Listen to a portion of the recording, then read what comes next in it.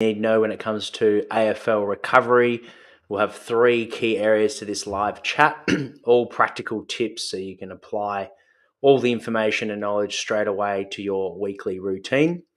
If you're tuning in with us live on YouTube, make sure to subscribe to the show. And of course, if you've found us for the first time, if you could please rate the podcast, that would be fantastic. It allows us to reach more listeners and engage with our community. Those tuning in on TikTok as well, feel free to send through our questions, but we'll get straight into it. The first aspect and first of this 3-part presentation is developing an effective library of recovery techniques. And you can draw on these throughout training over pre-season, off-season, and particularly in season where we want to really ramp up your recovery and be quite aggressive in your recovery methods. Obviously, in the off-season, we more want to elicit adaptation, and the recovery you're going to get is just time away from the club. And then pre-season, same thing. We're focusing on getting in the training, so recovery is not so much an emphasis. We want to save the recovery so we get maximum benefit from it, from those methods in season, where it becomes a bit more of a novelty, where if you just constantly be doing the same thing over and over again, it's like anything, you're not going to reap the same amount of benefits. So focus majority of your time and energy on using these techniques in season. And some of these can be simply breaking it down from a neural, mental, as well as metabolic point of view. So if you've just played a game, or you've done match load main training session in pre-season, practice match, let's say, and you want to maximize your recovery for the next game, so you're in that week-to-week cycle, break it down into how demanding was the game. Was there a high amount of sprint and contact work? Therefore, there was a huge neural demand on the game. Were you playing in maybe a slightly different position and the tactical, technical aspect was really demanding mentally? Or was it just a game that metabolically was super challenging? There was heaps of gut running. It was hot. And you found that your legs were heavy throughout the session or the game. So breaking those key areas, understanding the demands of what you've just experienced should influence the type of a recovery you have. So what we know through the research, if you're feeling the next day after a game, if you're feeling body fatigue, that's a good indication that neurally you need to do some work with your recovery. So cold immersion seems to be quite effective. Contrast immersion from hot to cold is really effective for neural recovery. So things like an ice bath, going to the beach, so getting into that cold will just initiate that recovery process. From a mental point of view, so let's say the game was really demanding, like you're playing a new position, or it was a final, or perhaps you just had a really big week and there was lots of stress in your week, and mentally after playing the game you're just exhausted. So body feels pretty good, but just the mental fatigue, things like mindfulness, meditation, yoga, any breath work, and ultimately trying to keep your mind at ease. So relaxation activities, simply going for a 30-minute walk and listening to some relaxing music, or hanging out with friends that aren't necessarily connected to the football club, but they're just an external network, and gets your mind away from the game and is a stress-free environment. So those aspects are really important. And then from a metabolic point of view, this is where your legs feel really heavy, or if you've done a big upper body workout, or you've done a huge cross-training session, there's a lot of metabolic stress through muscle DOMS, muscle soreness. That's where we can use things like heat, and as well as active recovery to help flush. So going for a light, steady state bike can be really good to flush the legs. Going into a sauna, doing some water pool movement, anything where you can promote blood flow typically is really good for just aiding the body in its process of basically removing those byproducts that are built up with those high lactate, typically demanding workouts. So whether it be in the gym where you're doing hypertrophy training or in those higher rep ranges, or you're doing the threshold runs like repeat 400-meter efforts in preseason, or in a game like wingers and outside midfielders where maybe you haven't played that position for a few weeks and you've been thrown into a different position, and your game profile was your high speed running and was a lot higher, then typically the metabolic demand is going to be a new stress for you. So respecting that and doing some heat recovery and promoting blood flow is really, really important. Of course, when you're playing a game, it's a brutal game. There may be an aspect of all three of those that need attention, and hence why recovery is so important when you're in the weekly season. I'm recording this in late June.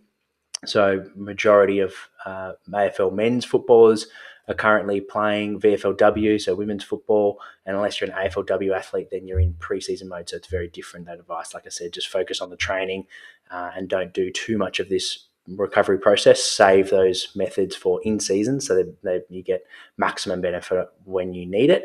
But also, as we know with recovery, especially things like ice, there's some research to suggest that it can actually hinder your adaptation. So if you're trying to put on muscle mass and doing an ice bath straight after that strength session, you're hindering the adaptation process.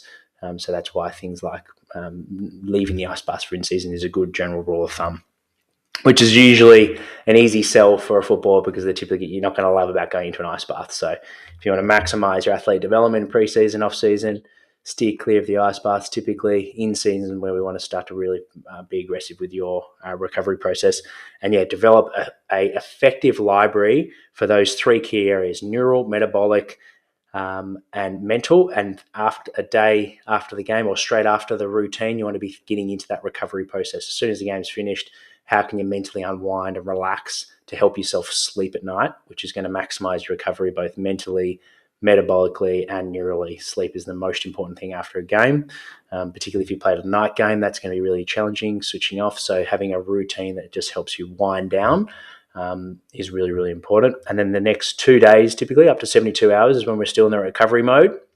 We ought to be still thinking about these things. So perhaps mentally you're feeling good, you had a big win, you played well, so motivation is high, and you mentally recovered the day post. However, you've got body fatigue and you've got some muscle soreness, so you're going to prioritize your hot colds, massage, passive recovery, things like that to promote blood flow and get through. Next key areas, have a process that you stick to. So routine is so important, more important than the next fancy thing or whatever you read as the most important. The recovery stuff changes all the time. You'll hear pros and cons for ice baths, pros and cons for sauna at different temperatures. Generally speaking, as long as you've got a routine that you feel better for after the game and it helps you sleep, you're onto a winner. The next day, as long as you're doing some form of low-level recovery and your body feels better for it after it and the next day, you're onto a good thing. And same thing for 2 days post. As long as you're doing some sort of movement, active recovery, mobility, you're restoring your range of motion, and you're feeling better for it, then you're going to know that you're onto a good thing. And yes, we can use objective measures. Like with AFL athletes, we'll use things like force plays to check their power and see how well they've recovered 2 to 3 days post the game to see how well they've neurally recovered typically. And you can rate your muscle soreness out of 10 to see how metabolically they've recovered and see how well they're coping with general life to see how well mentally they've recovered. So subjective aspect of recovery is so important, as well as we can have some objective markers to see how demanding the game was. What was the load in terms of your GPS? What was the load in terms of in the gym, your sets and reps and total weight that you lifted? And then how is the athlete responding and how's the athlete feeling? So have a process and a routine that you stick to, a routine for game day, post-game day, a routine +1 from game day, and a recovery routine +2. Typically speaking, game day, we're prioritizing sleep. So whatever you can do to reduce inflammation, so eat healthy, make sure you rehydrate, and have a relaxation routine to help you maximize your sleep time. Day after a game is where we want to be starting to get moving. So some form of low-level active recovery, yoga, going for a walk, doing some mobility, some banded stretching, foam rolling, all these things to just promote blood flow and get the body moving to restore that range. As we know, when you've run 10Ks and you've had heaps of collisions, your body tightens up. So we just want to start to restore that range, which is going to help you train and feel better for your first training session for the week. +2 is where some athletes, depending on your schedule, may be training for the first time. So making sure you're reflecting on the game from a mental point of view, you're reflecting on what went well, reflecting on what didn't go well for both individually and the team, and then you're resetting that game you're putting to the past and you're starting to focus on preparing for the next game. So mentally resetting and movement, actually getting into a jog, getting a little bit of intensity in the gym, so lifting heavy typically like we do on our program. We do most of our high force, slow strength activities +2 after game day. And that really just starts to get you out of that recovery mode and actually starting to shift towards performance and preparation for the next training session. So that's really important. Have a process, a routine that you stick to, and you can start to just refine that routine. But as long as you've got windows that you're sticking to no matter what, after a game, day post and 2 days post, then you're going to be in a good spot. Consistency is key. Number 3, what you believe works best. So particularly for the coaches out there, it's really important that you bring the athletes along for the ride. Don't just put on spreadsheets or just send them protocols to follow. Actually get an insight into what works best for them, because as we know with the research, typically if an athlete feels like they're benefiting from the recovery methodology, then we know that they're going to get a positive response from it. So the placebo when it comes to recovery is huge.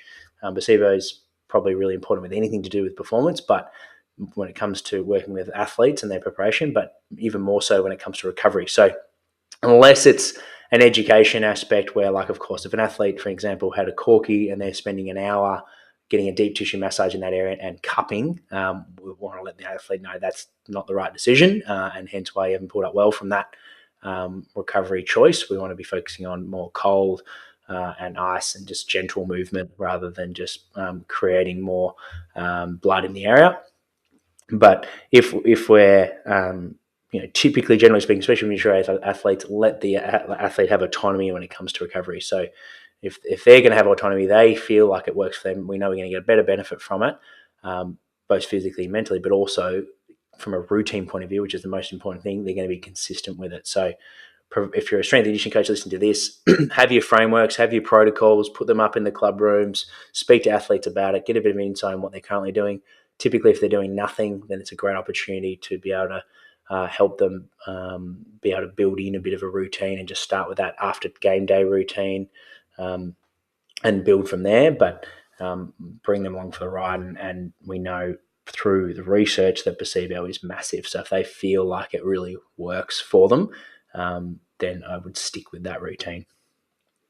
That's it for this week's weekly update in terms of what an AFL player is doing for recovery. Hopefully there was some practical tips that you can apply to your football, no matter what level you're playing at. And ultimately, like I said before, subjective is huge. So if you're doing something and you feel better for it immediately after it, and your body's in a better place to train and perform the next day, you're onto a winner. So stick with that and just have a routine in place. That's the key. This week on the podcast, we have John Kiley, where we discuss athlete development, performance coaching. Absolutely amazing episode. That's released this Wednesday. We've got 2 live Prepare Like a Pro chat shows. So make sure to subscribe to our YouTube channel and send in your questions, particularly Academy members. Get involved in the discussion forum where you can post questions that I'll add to the run sheet to these guests. We've got Pat Basil, who's a strength expert. Make sure to follow this guy up on Twitter. He posts heaps of amazing practical tips for high-performance coaches when it comes to strength programming. That will be 9 a.m. Australian Standard Time on Thursday. And then Greg Mueller, that's at 4 p.m. We're talking about how you can really focus on human performance, so how a coach can make a big impact when it comes to human performance. So great topic. I'm really looking forward to chatting with Greg. And our bite-sized episode is with Meg Hutchins, who's been massive and instrumental in the AFLW and women's sport altogether. So really looking forward to sharing 10 minutes from her episode that we did over a year ago. If you enjoy that episode with Meg, make sure to listen to the whole episode by searching for Meg Hutchins on wherever you listen to your podcast platform. Then the poll as well for this week. So I've been posting a poll on our LinkedIn and Twitter. This was all about, for high performance coaches, what's your favorite methodology when it comes to team field-based athletes from a conditioning point of view? So being able to prepare the athletes from an energy system point of view aerobically. And it was fartlek was 21% on LinkedIn, 16 on Twitter. Max distance runs, so like going for a 3-minute max distance run, 4%, 0 on Twitter. Steady state runs, so like going for a 10-minute steady state effort, 20-minute steady state effort, 2%, 0%. That would have been quite popular, I reckon, 20 years ago.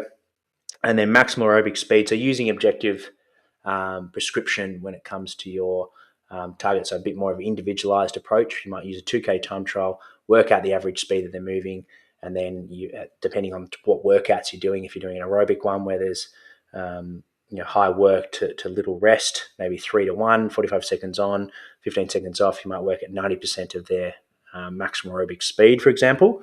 That was at a whopping 74% on LinkedIn and 84% on Twitter. So clearly that is the most popular option at the moment for people's conditioning choice, which probably comes to no surprise.